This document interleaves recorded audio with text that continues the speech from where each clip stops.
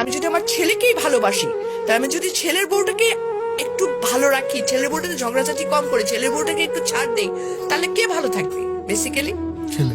Yes, এই জিনিসটা মাদের মাথায় ঢুকাইতে হবে যে আমি আমার ছেলের বউকে আমার ছেলের হ্যাপিনেসের জন্য ছাড় দিব।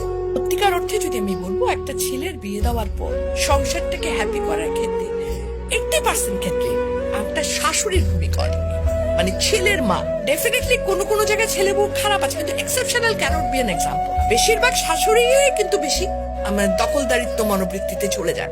এখানটায় যদি ওনারা একটু ছাড় দিতে পারেন, ওনারা যদি একটু মনে করেন যে না, একটা যখন আমি আমার মেয়ের জামাইকে বলছি কি যে আরে আমার মেয়ের জামাই কত ভালো, আমার মেয়েকে কিছুই করতে দেয় না, সারাদিন অফিস থেকে এসেও সে মেয়েকে রান্নায় হেল্প করে।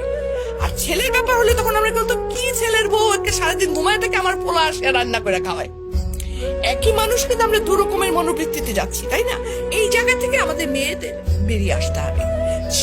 আমরা মেয়ের জামাই আসলে পোলাও কোরমার অভাব রাখি না, আর যখন ছেলের বউ তার 1/4 তো আমরা দেই না, ছেলের বউকে বলি এত নেলস তো ভালো না, আমিও তো বলছিলাম, আমি তো এত খাইতাম না।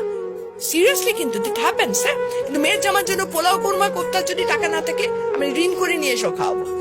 রিজনটা কি? রিজনটা আমি চাই আমার মেয়েটা ভালো থাকুক। মেয়ের জামাইকে খাতির করার মেন রিজন কিন্তু আমার মেয়ে ভালো থাকে, আর কিছু না।